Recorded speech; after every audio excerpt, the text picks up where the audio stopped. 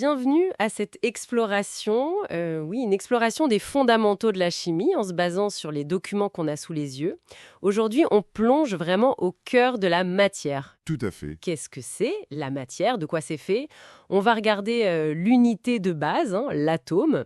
Alors commençons simplement, les sources nous disent la matière, c'est tout ce qui a une masse et qui occupe un volume. C'est ça, la définition de base. Et ce qui est intéressant dans les sources, c'est le rappel historique. Comment on a compris petit à petit que cette matière, elle est faite de molécules. Oui. Et ces molécules elles-mêmes sont des assemblages d'atomes. Donc l'atome, c'est vraiment la brique élémentaire. Comprendre ça, c'est essentiel pour appréhender le monde matériel. C'est fou quand on y pense. Une centaine de ces briques seulement. Un peu plus de 100, oui. Des éléments comme l'oxygène, le fer, qu'on retrouve dans le fameux tableau périodique. Et avec ça, on construit tout. Mais comment on s'y retrouve? Comment on les nomme de façon claire et surtout universelle? Il faut bien un langage commun, j'imagine. Précisément. C'est un besoin fondamental en sciences, et en chimie particulièrement. Avoir un langage standardisé. Et c'est là que les symboles chimiques entrent en jeu. Ah, les symboles. Oui. Et attention, ce ne sont pas juste des abréviations prises au hasard. Il y a une logique assez stricte, souvent basée sur les noms latins ou grecs. C'est ce que les documents soulignent. Ça reflète l'histoire de la chimie, en fait. D'accord, ok. Alors cette logique, les sources donnent l'exemple du carbone, nom qui commence par C, symbole C. Logique. Logique. Pareil pour l'azote, N, pour nitrogen en latin ou anglais. Bon, jusque-là, ça va. Mais ça doit coincer si plusieurs éléments commencent par la même lettre. Je pense au carbone et au calcium, par exemple. Mais oui, c'est la question clé. Et le système est assez malin pour ça. Pour éviter la confusion, la règle c'est le premier élément identifié, ou le plus courant, garde la première lettre, en majuscule. Donc C pour carbone. Ok. Pour les autres qui commencent aussi par C, on ajoute la deuxième lettre du nom, mais attention, en minuscule. Donc calcium, c'est Ca. K. Ah, d'accord. Cette règle de la majuscule suivie de la minuscule, si deuxième lettre il y a, elle est capitale justement. C'est ça qui évite les ambiguïtés.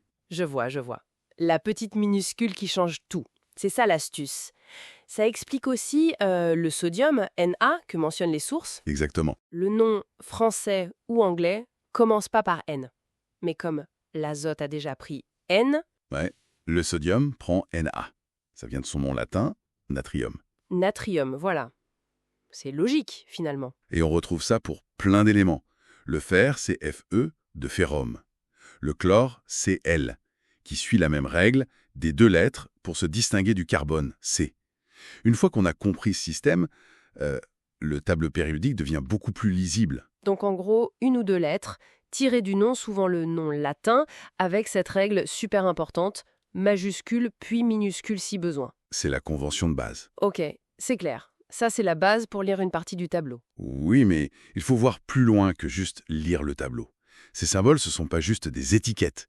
C'est l'alphabet de la chimie. L'alphabet. Oui, c'est avec ça qu'on écrit les formules chimiques. Pensez à H2O.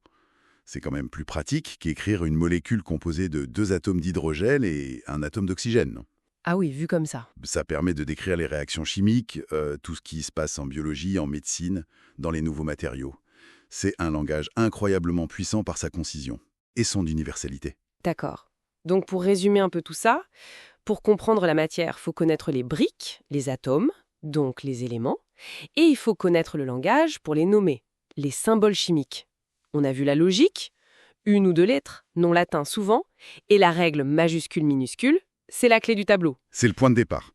Les sources parlent aussi de chiffres associés là, comme pour le sodium Na1123, mais bon, ça c'est peut-être pour une autre discussion, c'est encore une autre couche d'infos. Tout à fait. Chaque chose en son temps. Maîtriser cet alphabet, c'est vraiment le premier pas. Et d'ailleurs, ça soulève une réflexion intéressante, je trouve, qui est un peu suggérée par l'origine latine de beaucoup de symboles. Ah oui. Ben oui, le fait que ce langage se soit construit sur cette base historique, très européenne finalement, ça interroge sur la manière dont la connaissance scientifique se standardise, se transmet, ou parfois ne se transmet pas facilement entre les cultures à travers le temps. Est-ce que cette standardisation, aussi utile soit-elle, n'a pas mis de côté d'autres façons de voir ou de nommer les choses ? C'est une piste de réflexion qui dépasse un peu la technique pure, quoi.